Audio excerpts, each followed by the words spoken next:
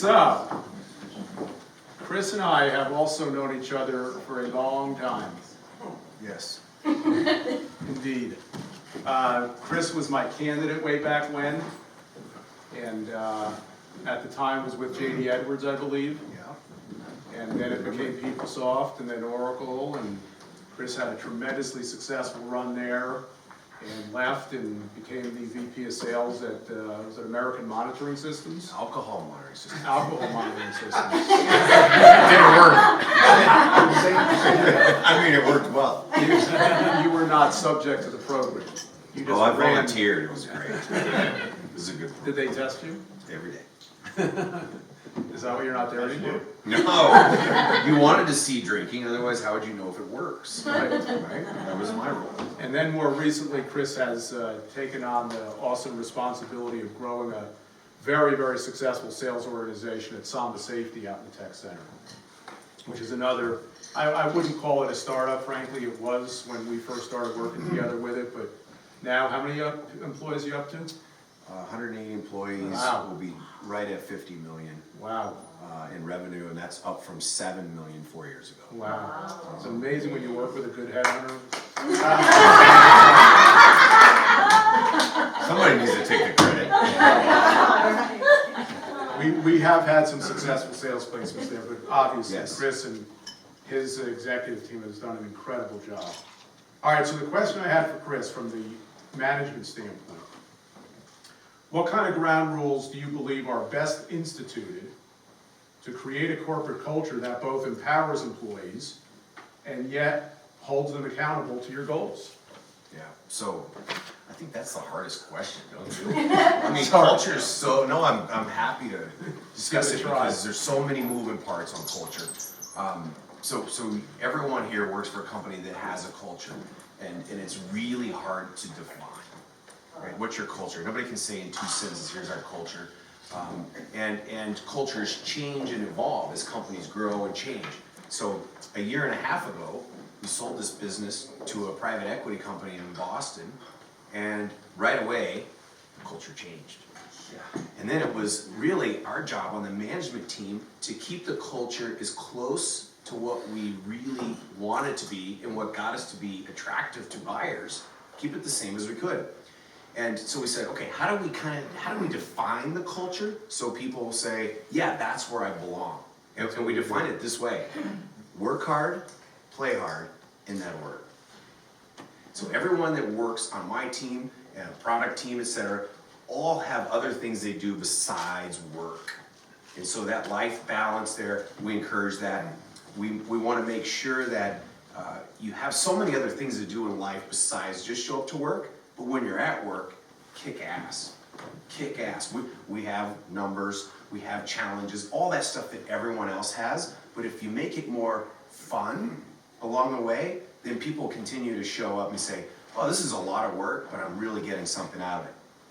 One of the quotes, and I write this down because I knew I'd forget it, the exact wording, but we've talked about within our businesses around culture is, your culture is not a mission or vision statement, rather it's the worst behaviors you tolerate. And that's you think about that and you're like, wait a minute, all the marketing guys spend all this time here, HR spend all, we got all this, hey, here's our vision, mission, culture. No. If you look at when product, do they have to put something out by a certain date? Are they on time and on budget? Well, not this time, such and such, they have reasons why it didn't happen. Okay, you're tolerating that? Not that you should fire people, but what are you tolerating? And that changes what people expect of you, what you tolerate. So, how do you make a good culture? You set where the ground is. For us, work hard, play hard works. And when I interview people, which I'm interviewing people all the time, not just in sales, marketing, and channels, but I interview people in product, etc., to make sure they're a fit culturally. And people often ask, how do you define the culture? Simply, work hard, play hard, in that order. So that's a long answer, but I wanted to kind of set the stage. There's a lot of context too. Appreciate Can it. I ask you a question? You can ask any question. I may or may not have an answer. Yeah, but everybody that you put through your system, you have them do a cultural index. Yes. So how does that relate to work hard, play hard. Do you get that out of that index? Yeah, so just let's get these guys involved in this, because this is a good topic. How many of you guys, the company you work at, had some type of personality assessment in hiring or while you're employed? Only like 4 or 5. Okay, Amazon is a yes? No, but dig a bit and Yeah, Digby. Well, yeah, of course that's the same, because it's the same Yeah. instrument. And so what we're looking for there is this instrument we use, and I've used it 3 companies and 2 nonprofits to flush out what a person's traits are. So the name Culture Index sounds like how they're gonna fit culturally. It actually doesn't measure if they're gonna fit in with the business. What it does, it says, how is this person wired?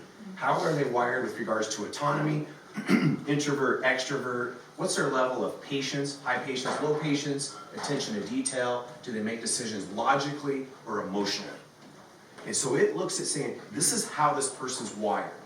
If they're wired right and they have skills and experiences, you can see that on the resume, then we bring them in an interview. And what we're trying to figure out there in the interview is, are you a fit culturally?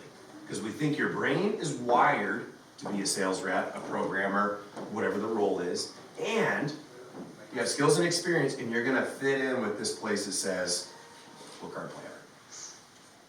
Cool. Good question.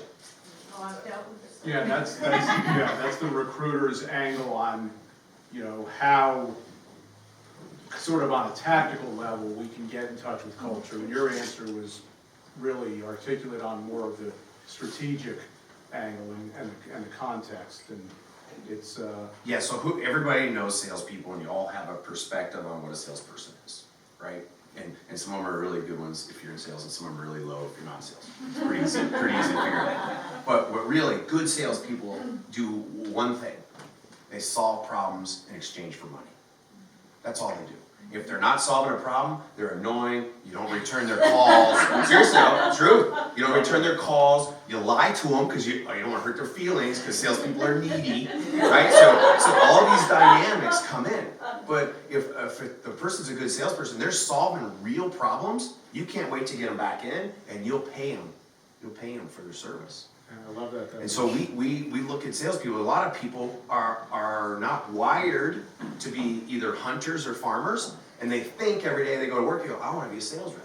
And if you're wired more analytical, detail, high patience, right, things like that, you can be in sales for certain things, but most likely you're not going to be in sales and software unless you're selling a really technical solution. And so we flush out people that have a profile that's inverted to what we're looking for, and we don't waste their time on the interview, they don't waste our time. But every time I've gone against that model, I lose. Great, thank you so much. What else? That's it? Cool. We're gonna keep moving so that we can all get on Thanks, to Jordan. other. Appreciate it.